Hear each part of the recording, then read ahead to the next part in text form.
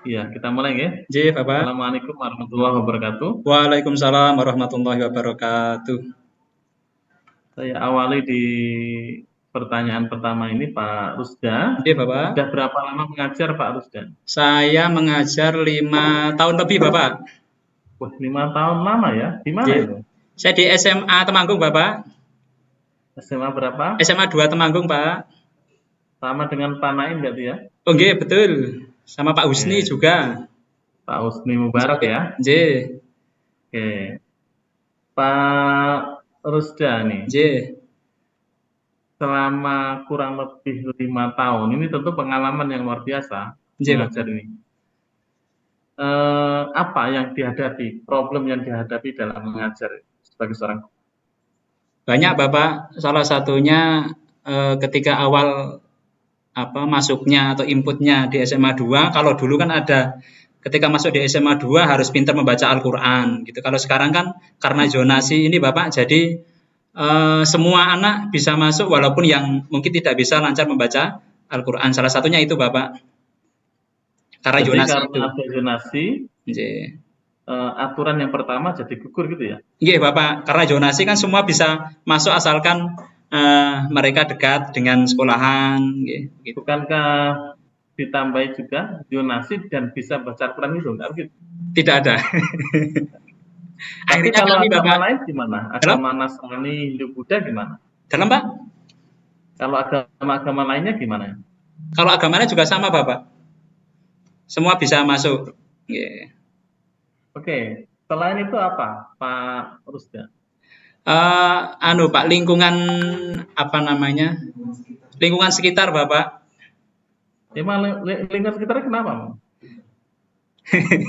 Banyak yang memang di lingkungan kami itu beberapa kota, di kota Temanggung ini maksudnya yang terdekat dengan SMA 2 itu banyak generasi akhlak Pak. Akhlaknya itu dari orang tuanya sendiri banyak itu keluar masuknya minuman keras, kemudian judi. Jadi anak-anak di SMA 2 itu ada beberapa wilayah yang masuk ke SMA 2 cenderung ke situ Bapak. Bahkan ada, mohon maaf ya Pak, ada yang kemarin ketahuan dia pengedar narkoba. Menurutku akhirnya dikeluarin Bapak. Itu permasalahan yang sangat luar biasa. Makanya saya ngambil tema temanya berkaitan dengan itu Bapak, pergaulan bebas dan zina Bapak. Oh gitu ya. Iya Jadi Bapak. problem yang dihadapi siswa hari ini itu adalah miras, Nggih, akhlak yang nggih, tidak terpuji, nggih. judi, itu malah ada ya, padahal di SMA 2 ya. Enten Bapak. Bukan membuka Saya kira aib kalau tapi memang SMA ada. 2 itu nggak menghadapi itu. Oke, selain itu apa lagi Pak Rusda? Selain itu, ini Pak, membaca Al-Quran juga sekarang PR besar kami Bapak di sekolah karena anak-anak ternyata yang dulu ada beberapa anak itu yang sekolahnya tidak di negeri tapi swasta, tapi di non-muslim Bapak. Jadi mereka di sananya minoritas ketika tidak lancar membaca Al-Quran masuk di sini. Kemudian kami tanya satu persatu anak-anak ketika masuk itu pembelajaran membaca Al-Quran saja tidak lancar.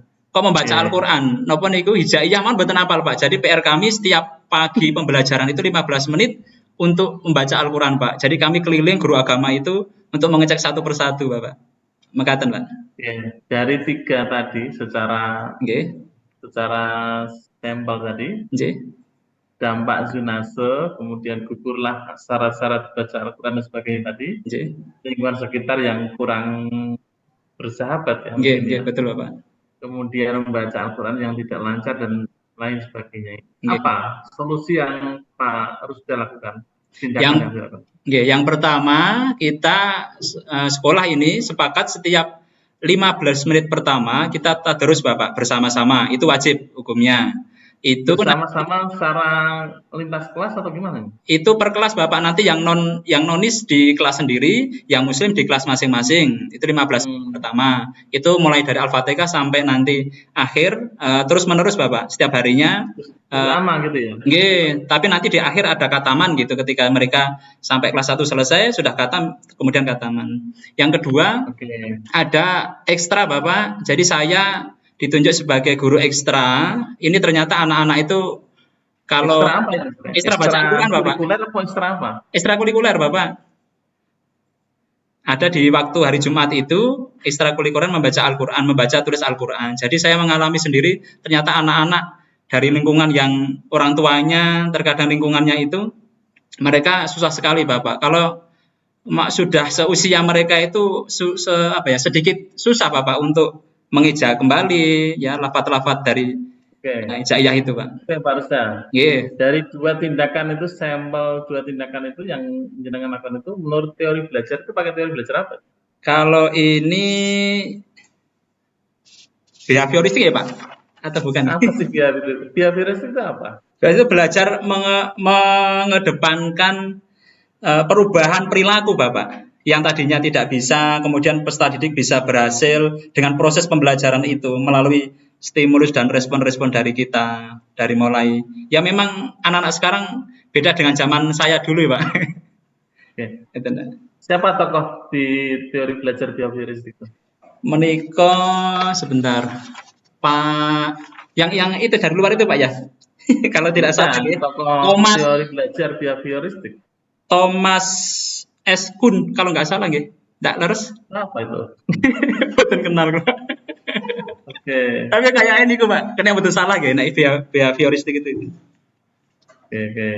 Maaf ya Pak kalau salah Kemudian gitu. ini, Nggih, kita lanjut lagi. nggih. Pertanyaan kedua ini. Ada modul ajar sebagaimana dalam kurikulum Merdeka itu, Ya. komponen-komponen kan harus lengkap gitu ya. Ya Bapak. Nah, apa yang Pak Rusda ini pahami tentang modul ajar ini? Bedanya dengan RPP itu apa sih? Kalau yang kurikulum merdeka ini kita lebih mengenal nanti pada proyek Bapak, pada proses daripada proyek tersebut Bapak. Walaupun hampir Proyek apa itu? dalam Proyek apa itu? proyek P5 itu Pak. Jadi selain kalau dulu RPP dulu kan hanya pembelajaran seperti biasa menikah. Kalau yang P5 menikah yang ada 6 itu salah satunya kreatif gotong royong menikah. Nah, itu nanti ada proyek-proyek yang dikerjakan pada siswa. Jadi siswa lebih banyak berkembang pada P5 tersebut, Bapak. Oke. P5 sebenarnya apa sih P5 itu sebenarnya? Penguatan P5 PTRA itu. penguatan profil pelajar Pancasila, Bapak. Jadi salah satunya Iya, apa? Tujuan dari program itu apa sebenarnya? lebih mengenal pada ini Pak, napa jenengane bahwa kita itu punya Pancasila gitu kan, karena anak-anak sekarang aja mengenal Pancasila aja kurang mungkin Pak, kesadaran mereka untuk selalu cinta dengan tanah air, dengan Pancasila itu salah satunya itu Bapak. Makanya adanya profil pelajar Pancasila ini Pak. Oke. Sekarang ngaji ya, Nggih. Pak Rusdi. Coba dibaca ini Sing putih Pak. Alam taro menika? nomor 5. Nggih. Iya.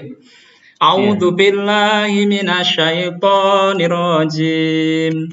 Bismillahirrahmanirrahim.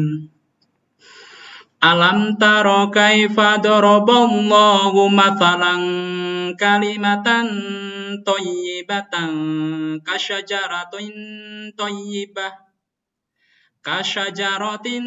thayyibatin asluha thabitun wa far'uha fis sama' tuti ukulaha kulla hinin bi'idni rabbiha wa yadribullahul amthala linnasi la'allahum yatadhakkarun. Oke. Berikut lagi nih. Bawahnya nih Pak Rusdi. Aja. Bismillahirrahmanirrahim.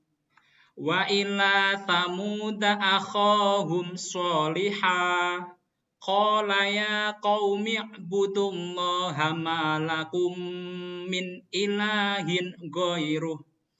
Huwa ansha'akum minal ardi wasta'marakum fiha fastaghfiruhu thumma tubu ilaih. Inna rabbi qaribum mujib. Oke.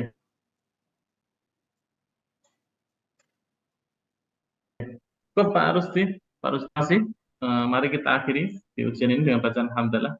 Alhamdulillahirabbil alamin. Terima kasih Bapak Imam atas bimbingannya sampai saat ini.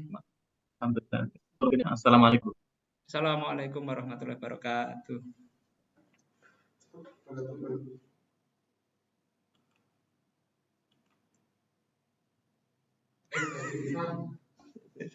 Ya Allah, pertanyaannya kayak ngono ya bingung harus jawab piye. Rawa ya. Bismillah. Berhenti merekam ya.